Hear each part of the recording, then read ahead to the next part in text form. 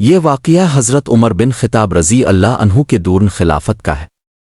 ایک ایسا واقعہ جو ایمان، بہادری اور صبر کی ایک ایسی مثال پیش کرتا ہے جس سے انسان کی روح کانپ اٹھتی ہے اور دل اللہ کی عظمت سے بھر جاتا ہے۔ یہ واقعہ حضرت عبداللہ بن حذافہ السہم کا ہے، جنہیں اکثر روم کے دربار میں قید کیا گیا۔ ایک موقع پر مسلمانوں اور رومیوں کے درمیان جنگ ہوئی۔ اس جنگ میں حضرت عبداللہ بن حذافہ قید ہو گئے۔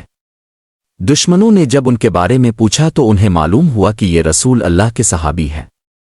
یہ بات جان کر قیصر روم کو بہت دلچسپی ہوئی۔ اس نے انہیں اپنے دربار میں لانے کا حکم دیا۔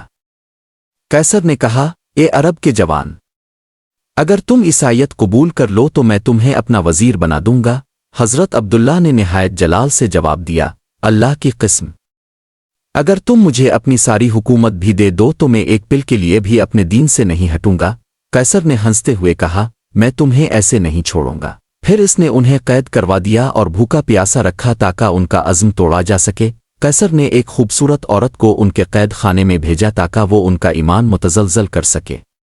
عورت آئی مگر حضرت عبداللہ نے نظر اٹھا کر بھی نہ دیکھا۔ وہ حیران ہو کر واپس گئی اور کہا، وہ تو پتھر کا انسان ہے، نہ ہنستا ہے، نہ بولتا ہے، نہ دیکھتا ہے۔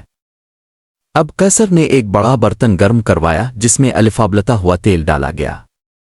ایک مسلمان قیدی کو لایا گیا اور اس میں ڈال دیا گیا۔ اس کا گوشت ہڈیوں سے جدا ہو گیا۔ یہ منظر حضرت عبداللہ کو دکھایا گیا اور کہا، اگر تم نے دین نہ بدلا تو تمہیں بھی یہی انجام ملے گا۔ حضرت عبداللہ خاموش رہے۔ جب انہیں اس میں ڈالنے لگے تو ان کی آنکھوں سے آنسو نکل آئے۔ قیصر نے کہا، ہاں تم ڈر گئے؟ حضرت عبداللہ نے فرمایا، نہیں، میں اس لیے رو رہا ہوں کہ میری صرف ایک جان ہے جو اللہ کے لیے قربان ہوگی۔ کاش میرے جسم میں 1000 جانیں ہوتی اور سب اللہ کے لیے قربان ہوتی۔ یہ سن کر قیصر حیرت زدہ رہ گیا۔ وہ ان کے عزم اور ایمان سے اتنا متاثر ہوا کہ اس نے کہا، اگر تم میرے ماتھے کو بوسہ دو تو میں تمہیں رہا کر دوں گا۔ حضرت عبداللہ نے سوچا کہ اس سے میرے باقی قیدی بھائی بھی آزاد ہو سکتے ہیں۔ انہوں نے شرط رکھی، اگر میں بوسہ دوں تو سب قیدیوں کو بھی رہا کرو گے۔